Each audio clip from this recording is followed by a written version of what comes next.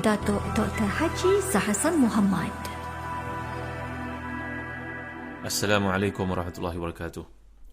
Innal hamdalillah nahmaduhu wa nasta'inuhu wa nastahdihi wa nastaghfiruh wa natubu ilayhi wa natawakkalu alayhi wa na'udzu billahi min shururi anfusina wa sayyiati a'malina may yahdihillahu fala mudilla lahu wa may yudlil fala hadiya lahu. Allahumma salli wa sallim wa barik ala Muhammad wa ala ali Muhammad kama sallaita wa sallamta wa barakta ala Ibrahim wa ala ali Ibrahim fil alamin innaka Hamidum Majid. Amma ba'd.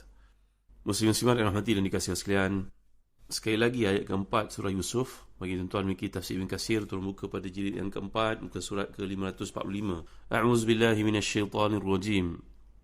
إذ قال يوسف لأبيه يا أبت إني رأيت 11 كوكبا والشمس والقمر رأيتهم لي ساجدين.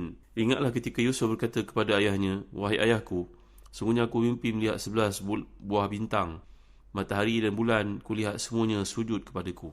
Dalam ayat ini kita telah bincangkan perkataan yang diulang oleh Allah SWT. Ini ra'aitu 11 kawkaba wa syamsa wal qamara ra'aituhum li sajidin. Jadi penggunaan yang digunakan sini dua kali. Ketika Yusuf berkata kepada ayahandanya, wahai ayah, sungguhnya aku melihat 11 buah bintang, matahari dan bulan, kulihat semuanya sujud kepadaku. Perhatikan di situ ra'aitu, kemudian ra'aituhum.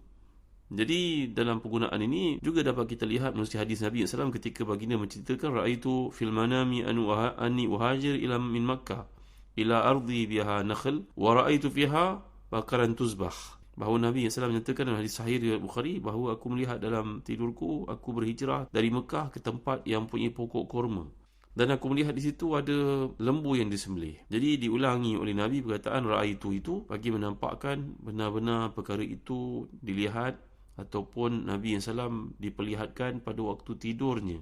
Dalam bahasa Arab, perkataan ru'ya berbeza daripada ru'yatun. Ada sedikit perbezaan, walaupun kata Imam Az-Zamakhsyari ia hampir-hampir serupa, tapi ru'ya yang berakhir dengan alif mamdudah itu adalah merujuk kepada sesuatu yang dilihat dalam mimpi.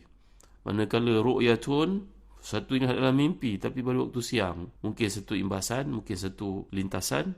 Berbeza daripada ru'ya yang dimaksudkan dalam tidur pada waktu malam, yang merupakan anugerah Allah SWT kepada mereka yang beriman.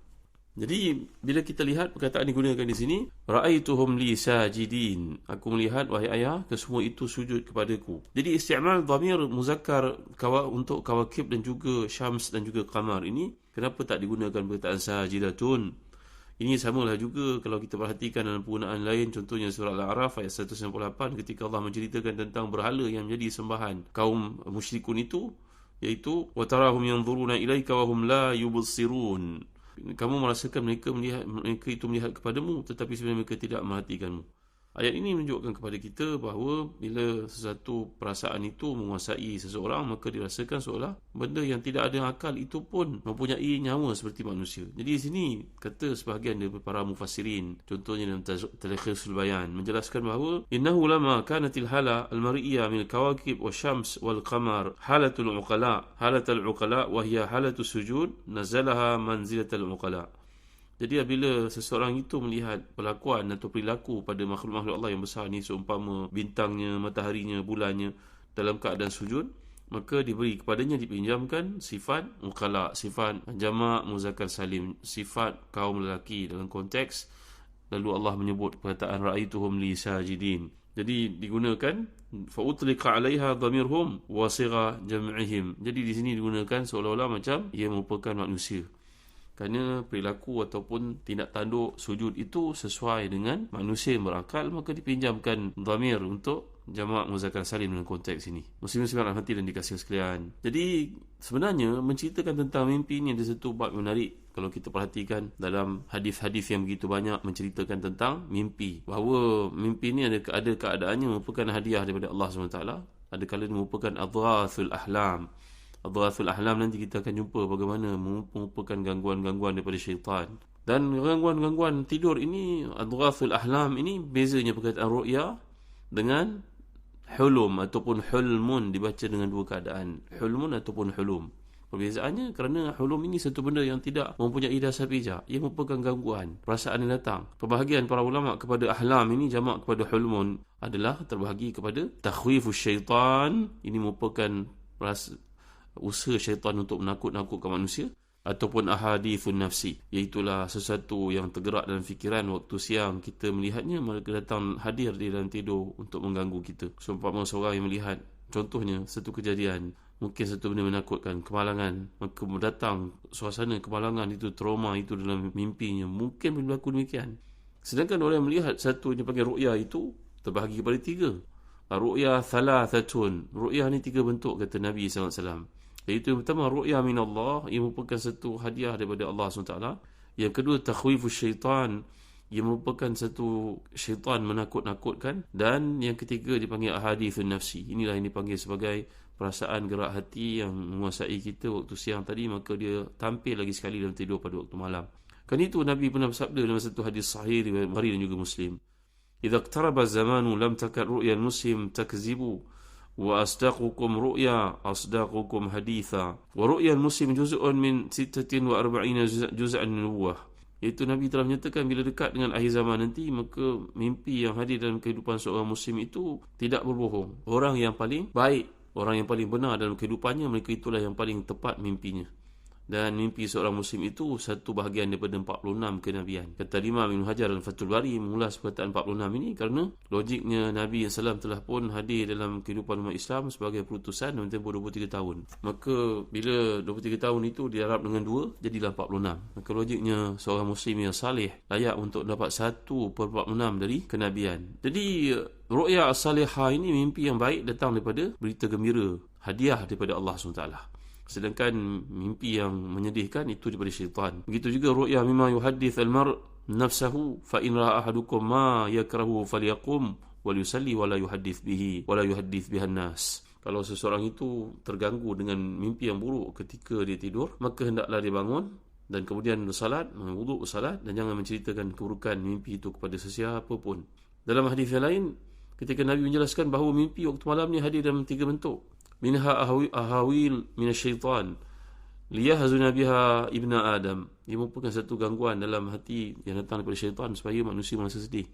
Wa minha ma yahumu bihi al-rajul fi yaqazatihi fayarahu fi manamihi. Mungkin yang kedua sifatnya adalah seorang itu waktu siang dia melalui satu pengalaman gembira ke, menarik ke, menakutkan ke, menyedihkan ke, satu tragedi ke, maka dia akan hadir lagi sekali dalam mimpi. Wa minha juz'un min 46 juz'an min nubuwah. Manakala yang ketiga adalah satu bahagian daripada 46 kenabian seperti yang telah diulas tadi. Gitu juga banyak cerita yang menceritakan daripada Nabi SAW tentang mimpi ini. Contohnya hadis yang lain, riwayat Ibn Majah dengan sanad yang sahih, iaitu ru'ya thalathun fa bushra min Allah wa hadithun nafsi wa takhwifu min asy-syaitan fa in ahadukum ru'yan tu'jibuhu falyaqus insya wa in shay'an yakrahu fala yaqusahu ala ahadin wa yakum yusalli. Mimpi itu 3 seperti kata Nabi SAW dalam hadis-hadis yang sebelum ni, iaitu satu berita gembira daripada Allah ataupun satu perasaan yang timbul waktu tidur kerana siang tadi pengalaman lalui ataupun satu gangguan daripada syaitan. Adab dia tuan-tuan yang dimuliakan Allah sekalian. Bila kita bermimpi sesuatu yang buruk ni, dalam banyak hadis, contohnya riwayat Bukhari, Nabi mengajar kita, falyabsuq an yasarihi wa liyata'awwadh billahi min syarriha fa innaha la tadurruh. Kalau seseorang itu mendapat mimpi yang buruk, hendaklah dia bangkit dan berludah ke kirinya dan beristi'azah, maknanya berta'awuz, mengucapkan a'udzubillahi minasyaitanir rajim, dan mimpi itu tidak akan mengapa-apakannya. Maksud ludah yang dikendaki kat sini kerana ada hadis lain bila Nabi menyatakan falyanfuth an yasarihi thalathan wa liyata'awwadh billahi min syarriha fa innaha lan tadurrah. Hadis ini menunjukkan bahawa hembusan, jangan kita pergi berludah pula kepada orang tepi. Adab yang diajar oleh Nabi SAW ni adalah bentuk satu hembusan ataupun isyarat ludah. Begitu juga dalam hadis yang lain riwayat Ibn Majah yang menggantikan perkataan yabsuq itu, dalam Muslim mengatakan yanfuth, dalam Ibn Majah mengatakan sebagai yatful. Yatful ni seperti isyarat ludahan yang sedikit, seperti itu. Dalam hadis Muslim tadi mengatakan 3 kali, supaya dengan cara demikian kita telah pun menghindarkan pengaruh syaitan itu untuk terus berpaksi dalam diri kita. Dan jangan diceritakan mimpi itu kepada siapa pun, sama ada isteri, kerana mungkin dia akan menjadi sedih. Kepada anak-anak, mereka akan jadi takut. Kepada orang yang kita kasih, mereka akan ditimpa rasa-rasa perasaan tertentu yang tidak elok untuk kita sampaikan.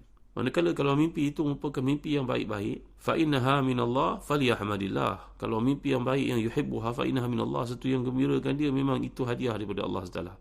Wal yuhaddith biha, jadi hendaklah dia boleh cerita kepada orang yang dekat dengannya. Pun demikian seperti yang berlaku dalam kisah Nabi Yusuf yang kita pelajari di sini, seperti pesanan kebanyakan para ulama dalam nasihat-nasihat mereka, contohnya dalam Tafsir Al-Manthur, sebagai contohnya Al-Muhammad Al-Urami dan kitabnya Hada'iq Qurawi wa Raihan. Demikian juga Tahir Ibn Ashur mengatakan ada keadaan yang kita tidak digalakkan untuk menceritakan, untuk kongsi dengan orang keliling kita, kerana kita berharap dengan perkongsian itu menyebabkan mereka suka, bertambah sayang dengan kita, tapi yang berlaku adalah sebaliknya, seperti kisah Nabi Yusuf alaihi salam di sini. Maka fatabayyana lana anna ru'ya tayyiba sarra min Allah wa anna ru'ya sayyi'a allati yakrahuha al-insan fa innaha hulmun min asy-syaitan fa alaihi an yasta'iz min syarriha. Jelaslah kepada kita bahawa mimpi-mimpi yang baik yang mengembirakan ini semua adalah anugerah daripada Allah Subhanahu. Sebaliknya mimpi yang buruk itu, yang dibenci oleh seseorang manusia itu, maka ia merupakan gangguan tidur daripada syaitan. Maka hendaklah memohon kepada Allah Subhanahu wa taala, memohon kepadanya bantuan, mohon perlindungan kepadanya. Alangkah baiknya kalau selepas itu seorang hamba ini faliyaqum falyusalli wala yuhaddits bihan nasa, hendaklah dia bangkit sembahyang sunat walaupun 2 rakaat, dan jangan menceritakan keburukan mimpi kepada sesiapa pun kelilingnya. Muslim-muslimat rahmati dan dikasihi sekalian, nanti kita akan lihat lebih lanjut, kadang-kadang mimpi ini hadir juga dalam kehidupan orang bukan Islam, seperti yang berlaku kepada Atikah binti Abdul Muttalib, iaitu makcik Nabi sallallahu alaihi wasallam.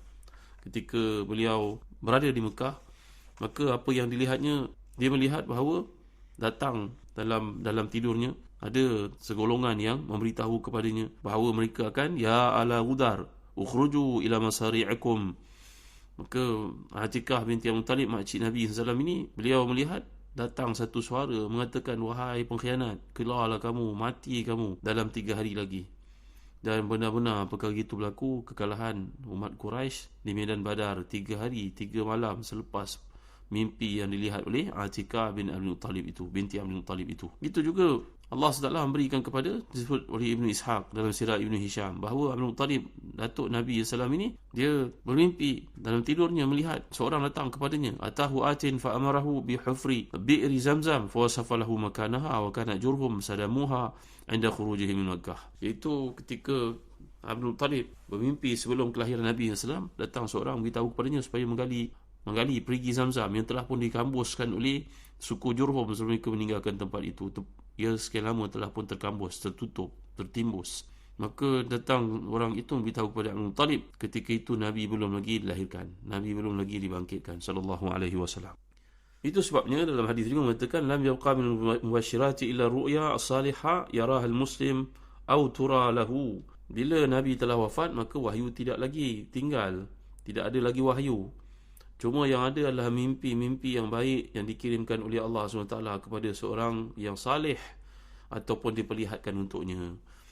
Inilah perkara yang berkaitan dengan mimpi. Panjang bicaranya, tuan-tuan hati dan dikasihkan untuk kita faham, dan hebatnya penggunaan bahasa Al-Quran sesuai dengan pilihannya sebagai menjadi utusan Allah SWT, wahyu. Kita akan melihat bagaimana penggunaan perkataan ru'ya berbeza daripada hulum dalam pendekatan surah Yusuf ini sendiri. Berapa kali digunakan perkataan ru'ya, berapa kali digunakan perkataan adghathu ahlam. Mudah-mudahan Allah memberi pada kita kefahaman, memberi pada kita kekuatan untuk memahami ayat-ayat indah ini, menyuburkan iman kita. Wallahu a'lam, wa sallallahu ala sayyidina Muhammad wa ala alihi wa sahbihi wa baraka wa sallam. Walhamdulillahi rabbil alamin, wa barakallahu fikum. Wassalamu alaikum warahmatullahi wabarakatuh.